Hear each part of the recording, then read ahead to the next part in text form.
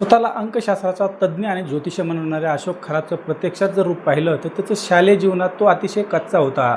त्याला जवळपास 10वीच्या परीक्षेत तर 28 गुण मिळाले होते. त्याच्यामुळे तो नापास देखील झालेला होता. वायू परिसरात नागरिक आणि त्याच्यासोबत शिकलेले जे त्याचे मित्र कंपनी आहेत त्यांनी तर असं सांगितलं की खरात हा लहानपणी कोंबडी चोर होता किंवा मोटर चोर. म्हणजे असा प्रत्येक वेळेस वेगवेगळे त्याचे फंडे होते. कधी तो अंडे चोरून आणायचा, शाळेत विकायचा, असे त्याच्या प्रकारचे उद्योग होते. खरात नंतर मंचर नेव्हीमध्ये हमाल किंवा खलाची दर्जाचं काम करायला गेला होता.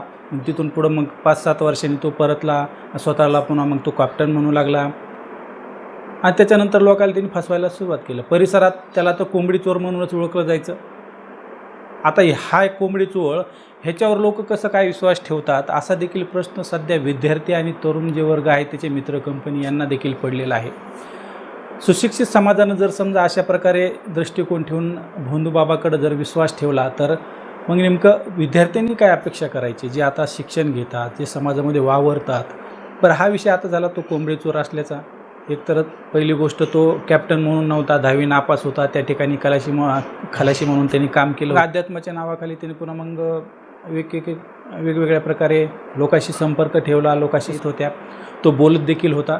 त्यामुळे लोकांना देखील विश्वास बसला की कदाचित हा त्या ठिकाणी गेल्यानंतर कॅप्टन पदावर देखील त्यांनी काम केलं असेल. त्याच्यामुळे लोकांनी त्याच्यावर विश्वास ठेवला आणि विश्वास ठेवल्यानंतर त्याने लोकांची नाडी ओळखली आणि लोकांना नेमकं काय पाहिजे, लोकांना कसं फसवता येतं हे देखील त्याच्या डोक्यात आलं होतं. त्यानुसार त्याने त्याचे उद्योग करायला सुरू केलं. सुरुवातीला त्यांनी अंकशास्त्रानुसार भविष्य सांगायला सुरुवात केलं आणि भविष्य सांगत त्यांनी मग पुन्हा गंडा असेल, दोरे असेल ते लोकांना द्यायला सुरुवात केली. आता योगायोगाने काही वेळेस असं होतं की आपण जे काही कधी बोलतो त्या बोलण्यानं कधी आपल्याला असं वाटतं की म्हणजे समोरचा व्यक्ती त्याला फसला जातो. एखादं काम त्याचं होत नसेल आणि ह्याने जर गंडा दोरा त्याला हातात बांधायला दिला आणि तुझं काम होईल असं सांगितलं आणि यदाकदाचित त्या माणसाचं काम झालं तर ह्याचं जे सांगितलेलं भविष्य आहे ते 100% त्याला लागू पडतं आणि त्यानंतर तो व्यक्ती त्याच्यावर विश्वास ठेवतो. अगदी त्याच पद्धतीनं अशोक खरात यानं केलं होतं. आणि हे करत असताना त्यांनी एवढं मोठं मायाजाळ जमा केलं की त्याच्या ज्या संपत्ती आहे जवळपास 2 ते 2.5 कोटीची काहीतरी संपत्ती त्याची जमा केलेली आहे असं तो कळतंय.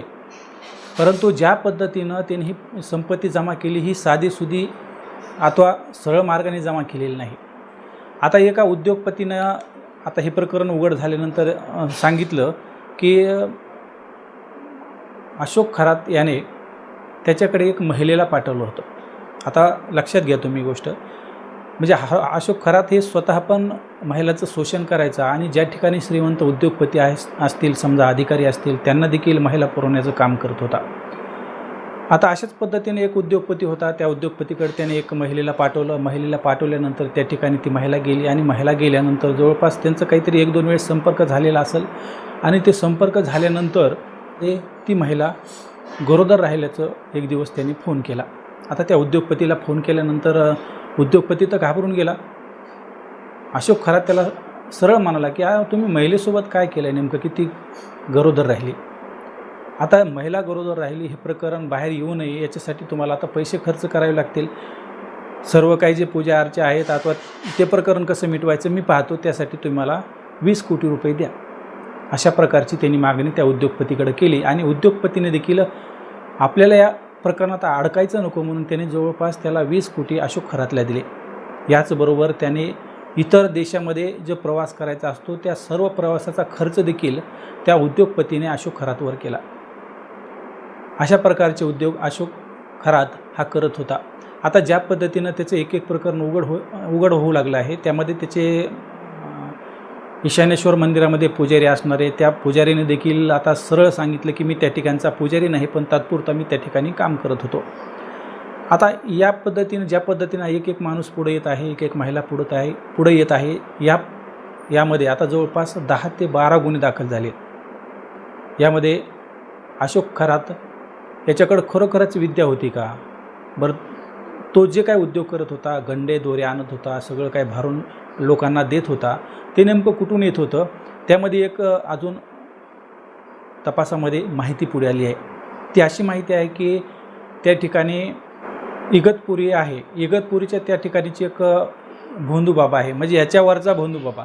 म्हणजे ज्यावेळेस तो इगतपुरीमध्ये जायचा, त्या महाराजाकडं जायचा आणि त्या महाराजाकडून मंत्रतंत्र मंत्रलेले खडे असतील, त्याच्यानंतर गंडा असेल, काळा दोरा असेल, हे सर्व घेऊन यायचा आणि तो भक्ताला द्यायचा. म्हणजे याचा अर्थ लक्षात घ्या, खरात हा स्वतः हे सर्व करत नव्हता, तर त्याच्या वरिष्ठ एक अजून भोंदूबाबा होता. त्या भोंदूबाबाकडे तो जात होता, पण तो त्याचा वरिष्ठ गुरु होता, तो काही भोंदूबाबा खरात एवढा श्रीमंत झाला नाही. आता ज्यावेळेस हे प्रकरण उघड झालं आहे, त्यावेळेस त्या इगतपुरीचे त्या भोंदूबाबाच्या आसपास जे राहणारे लोक आहेत, तर ते लोक सांगत आहेत की अशोक खरात हा त्यांच्याकडे येत होता आणि या ठिकाणा येऊन ह्या भोंदूबाबाकडून गंडा दोरी तो घेऊन जात होता. म्हणजे अशोक खरातला स्वतःला तर काही येत नव्हतं, परंतु लोकांना भुलवून कसं त्यांना आपल्या स्वतःकडं ओढायचं अथवा ते वश करायचं, याची कला त्याच्याकडं होती. त्यामुळे हे सर्व महिला असतील, पुरुष मंडळी असतील, उद्योगपती असतील, हे सर्व त्याच्या जाळ्यामध्ये अडकत होते. आता ज्या पद्धतीनं अजून त्याची कसून चौकशी चालू आहे, या चौकशीमध्ये अजून काय काय निष्पन्न होतं तर ते देखील आपल्याला समोर येणार आहे. सध्या तरी आपण ह्या ज्या खराचा जो वरिष्ठ भोंदूबाबा होता त्याच्याविषयीच आपल्याला आता अजूनही काही माहिती कळणार आहे. आता पोलीस पथकाने त्यांना देखील ताब्यात घेतलं असल्याचं समजत आहे. नेमकं अजून सखोल माहिती तर समोर आलेली नाही, परंतु जी माहिती समोर येईल ती देखील धक्कादायक असणार.